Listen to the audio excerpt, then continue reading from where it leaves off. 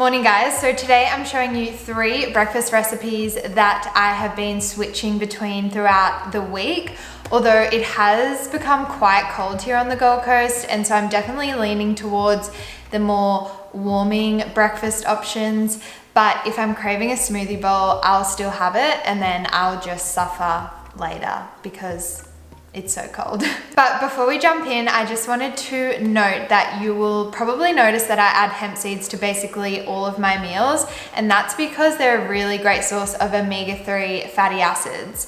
And if you are following a plant-based or vegan lifestyle, then omega-3 fats are a little bit, it's more difficult to hit your recommended dietary intake of omega-3 fats if you're following a plant-based or vegan lifestyle. So the main reason for this is because when you consume plant-based sources of omega-3 fats, you're consuming a version known as ALA, and this is then converted into EPA and DHA. And EPA and DHA are where we see all the amazing health benefits.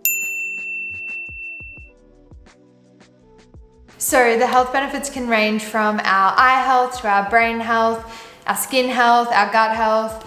They're really, in my opinion, a super nutrient, and I'm kind of obsessed with all things omega-3, especially EPA and DHA.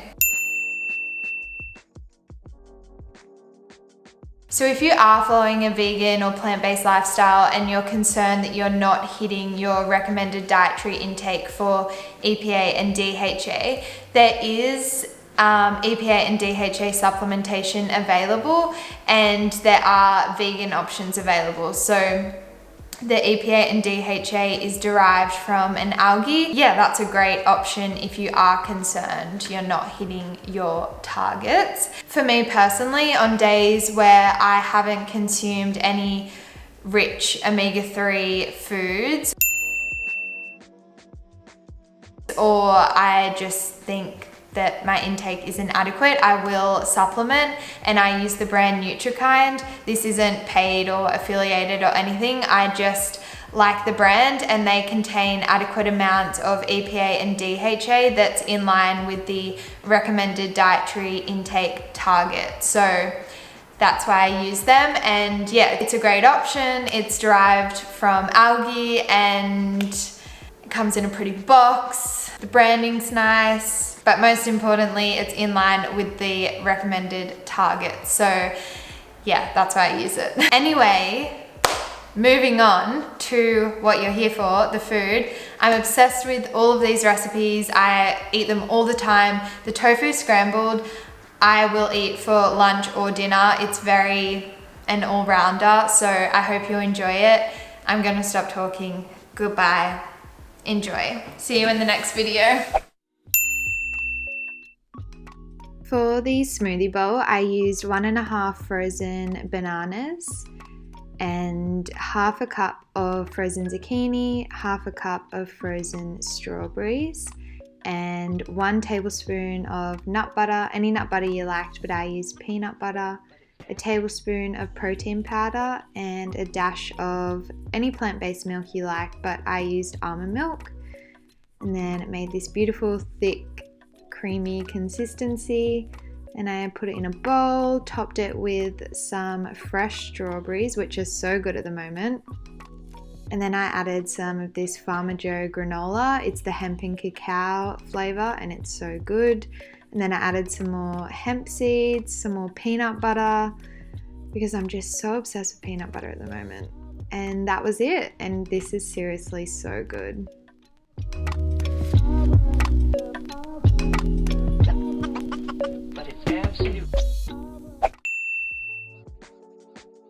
For the oatmeal, I started with half a cup of dry oats and then added in 2 teaspoons of hemp seeds, half a teaspoon of cinnamon powder, and then half a cup of almond milk, but you can use any milk you like. And then I added in another half a cup of water, and I cooked that over the stove, and it got very hot. I didn't mean for it to get that hot. And yeah, I like my oats really thick and creamy, so I left it on for a bit longer. And then I added in 2 teaspoons of protein powder, and I just mixed that through. Then I served that up, and then I moved on to making a little sauce for my caramelized fruit. So I did half a teaspoon of cinnamon, a teaspoon of maple, and a teaspoon of avocado oil. And then for the fruit, I used a banana. It was quite a small one. And then a pear, half a pear. And I just put these into a pan and I poured the sauce over them and caramelized them for a couple minutes over the stove. And here I'm just making sure they're all covered with that beautiful sauce. So good. And then I plated them up. For more toppings, I added some fresh strawberries and some frozen berries that I had in the fridge.